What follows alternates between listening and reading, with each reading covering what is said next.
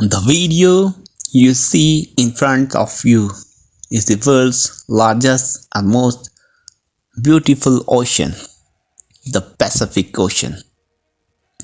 This beautiful, vast ocean is the most important center, a key arena of the global great game.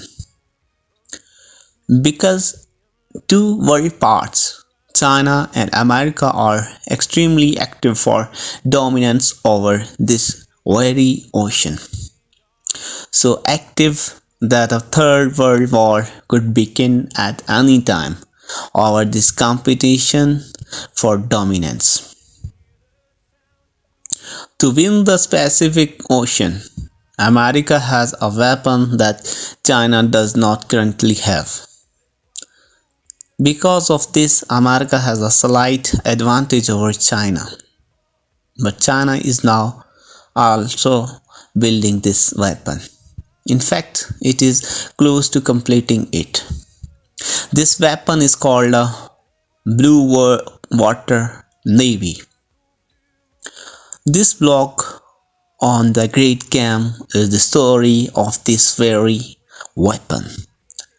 The point is, friends, the army that is skilled in fighting in river areas and waterways is equipped accordingly, trained with such weapons and taught to fight in rivers. They also have swimming capability. This is called a brown water navy. Then the naval force that operates near coasts, fights enemies along the shores, and defending its country is called the green water navy. For example, the Pakistan navy is actually a green water navy. But my fellows, far more powerful, expensive, and complex than brown and green navies is the navy that has the ability to conduct military operations anywhere in the world, outside its borders at any time.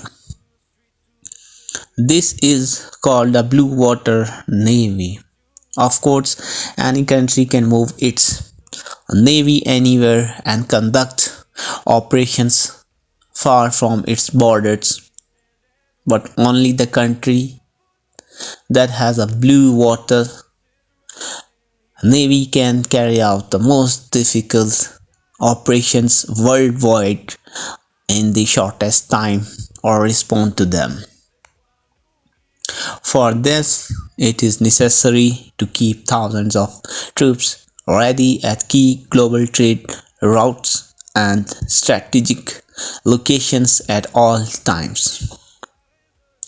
That means building military bases, establishing bases. Then aircraft carriers are required for these bases, and huge salaries and financial resources are needed. Likewise, diplomatic agreements are made with nearby countries. Land is acquired and these locations must continuously be upgraded. Now obviously friends, all this requires an enormous budget, which in turn requires a very strong economy and high production. That is why in real terms the only country that currently has a true blue water navy is the United States. America can afford a blue water navy because its defense budget is greater than the combined budgets of China, India, the United Kingdom, Russia, France, Germany, Saudi, Japan, and South Korea, the next 8 highest defense spenders after America. In 2021, the US defense budget was $801 billion, though it was slightly reduced to COVID. Through this expensive blue water navy, America has deployed hundreds of military bases and approximately 80,000 troops near China's coasts. Now look at the world map. All the red marks you see are American bases outside the US. There is no continent, railroad, or strategic point where the US Blue Water Navy does not have any presence or reach. Even near the coast of Iran and North Korea, US military bases exist. Although these countries are considered enemies of America, according to Al Jazeera English, the US currently has 750 military bases in 80 countries.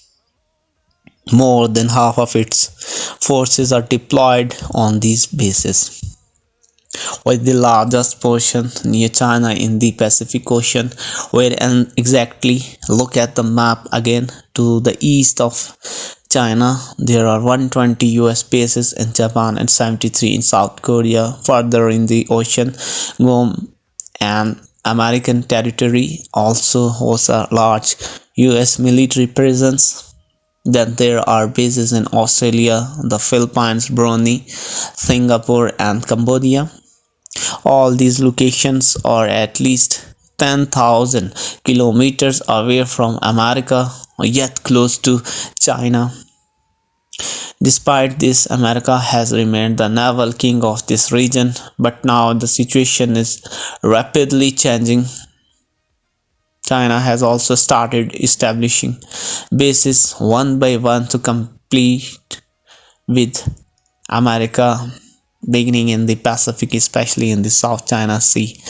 This sea, according to international law, is open sea, meaning it belongs to no country. Now, what is an exclusive economic zone? According to UN maritime law, even country has special rights up to 200 nautical miles from its coast. In this zone, a country can fish, extract oil and gas, and enforce its laws. Other countries require permission to pass. Based on this principle, India and Pakistan's coast guards arrest each other's fishermen. Beyond this zone begins international waters governed by global law. Accordingly, countries around the South China Sea have their own economic zones while the central area is international water.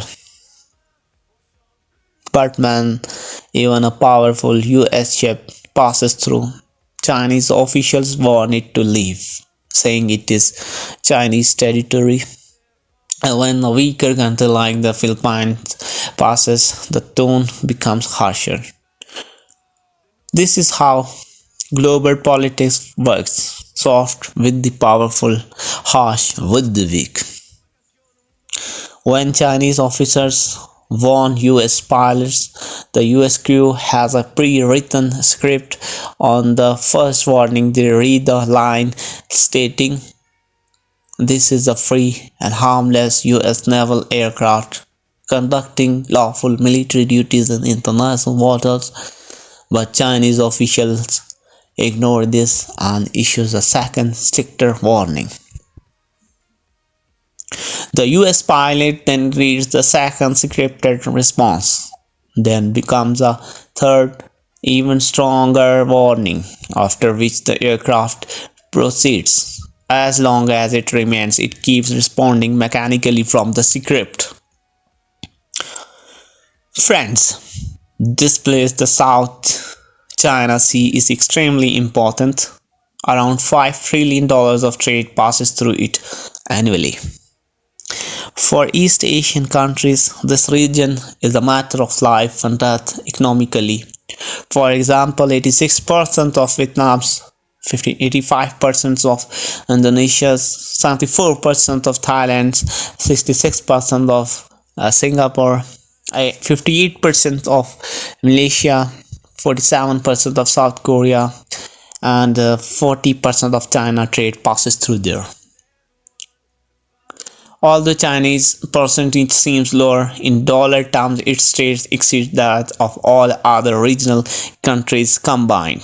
In 2016, China alone conducted $1.47 trillion worth of trade through this route.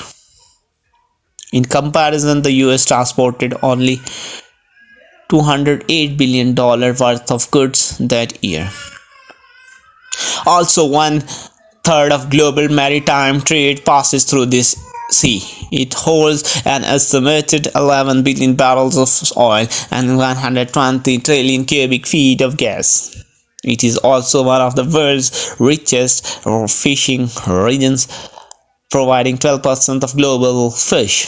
So, whichever country dominates this sea will dominate trade, energy, and fishers. That is why it is both the most important and most dangerous region. China has now declared this entire area as its own using its 9-dash line claim. This overlaps with the economic zones of Taiwan, the Philippines, Brunei, Malaysia, Singapore, and Vietnam.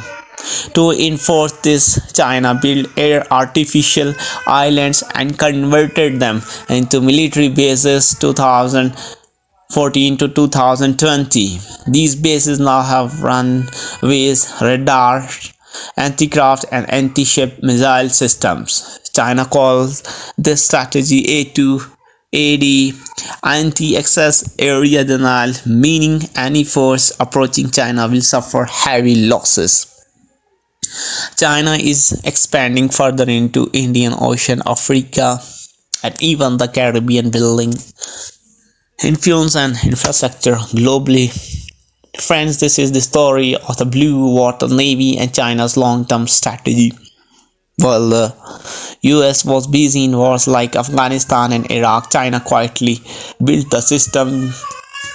Now the US has realized this and is equipping allies with advanced weapons. Because while atomic bombs are held by many countries, there is no one weapon only a few can build.